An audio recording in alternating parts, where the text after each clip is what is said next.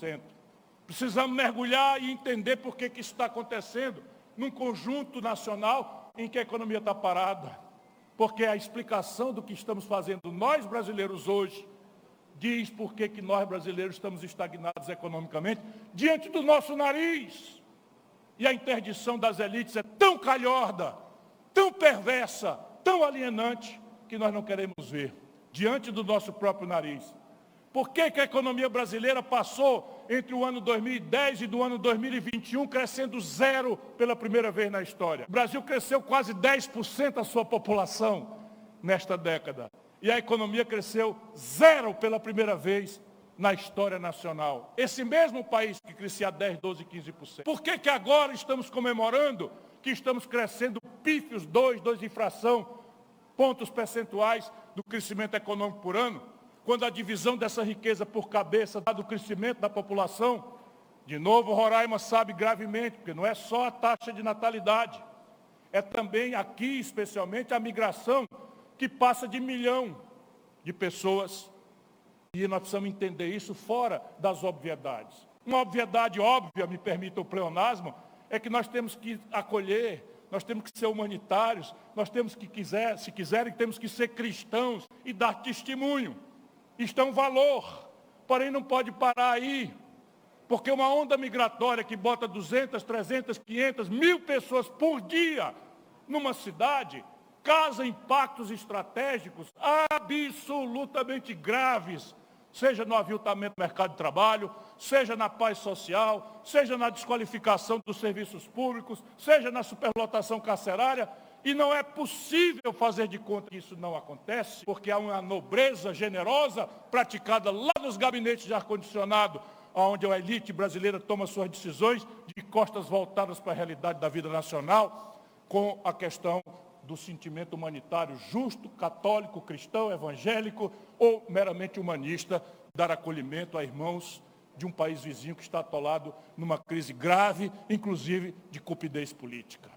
Repare, o Brasil parou de crescer porque o velho modelo tinha determinadas colunas de sustentação que sumiram. E não adianta o esquerdismo infantil, saudosista, que ainda remanesce entre nós no poder, imaginar que a solução do futuro é um back to the past, é uma solução de retrospectiva, de imitação da premissa do desenvolvimento passado. Não é mais praticável. Por quê?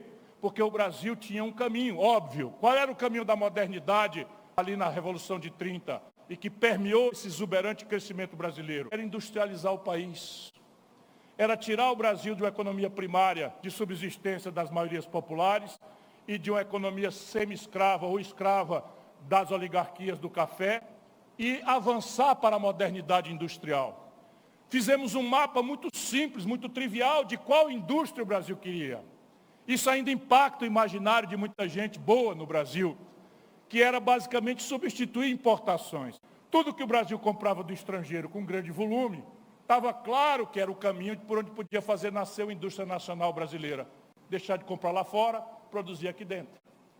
Isto era possível, por quê? Porque os ciclos tecnológicos da década de 40, 50, 60, então a diferença entre um carro produzido nos anos 50 e um carro produzido nos anos 60, sob o ponto de vista tecnológico, era quase nenhuma. Hoje isto não é mais verdade, não é mais possível. Em matéria de progresso digital, por exemplo, a velocidade de processamento dos chips, os ganhos de escala da inteligência artificial, a cibernética, a robótica, a telemedicina, estão provocando uma profunda transformação irreversível na divisão do trabalho internacional. Quem ficar para trás nisso está morto como nação.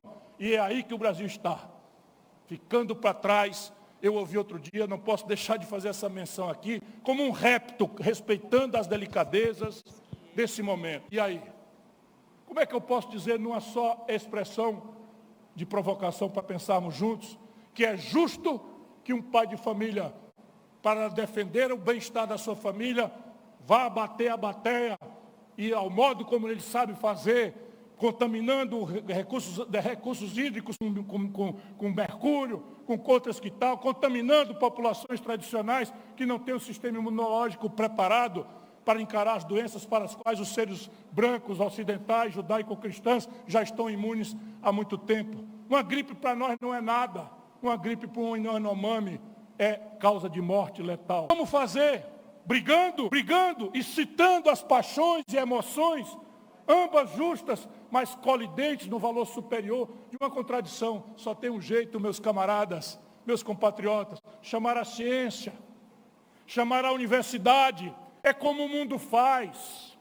A universidade, a ciência, já está com todo o pensamento acumulado do planeta sobre essas contradições. Nós não precisamos repisar contradições que foram resolvidas muito tragicamente de um jeito ou muito brilhantemente de outro. Nós precisamos ler, nos antecipar, trazer uma mediação, porque a ciência não é neutra, mas a ciência é equidistante. Ela não é neutra, mas ela é equidistante. E isso exige que os tomadores de decisão da nação, a sua liderança, faça a convocação. É preciso chamar os diferentes. E aqui que está acontecendo no Brasil e em Roraima especialmente. Os diferentes estão atuando como grupos de pressão, pacificando com inteligência a picaretagem ideológica que nos dominou entre Estado e iniciativa privada. Isso não existe, meus compatriotas. Nenhuma nação do mundo deixou essa digressão religiosa, ideológica, superficial, substituir a equação objetiva de entender claramente, com ciência, de que há um papel a ser cumprido, indispensável para cada uma das frações de quem vai fazer. Ninguém fará ciência e tecnologia sem a liderança do Estado. Nenhum lugar do mundo, o mundo empresarial, a iniciativa privada, saltou para o domínio tecnológico sofisticado sem a compra governamental. Por exemplo, o celular que todo mundo carrega aqui foi terceirizado para as indústrias privadas, sem dúvida. Mas antes, toda a bilionária pesquisa básica, antes todo o desenvolvimento deste equipamento, da modernidade tecnológica que todos nós portamos, um computador na mão, foi desenvolvido com dinheiro do orçamento militar norte-americano, por razões de defesa. Sabe, a internet, essa coisa dos meninos olharem o TikTok, aliás, não é mais os meninos, é todo mundo, menos eu, né? Ficar olhando o TikTok, se apaixonando, sendo manipulado no TikTok, isso foi invenção do DARPA, um estatal norte-americano, com dinheiro público estatal norte-americano.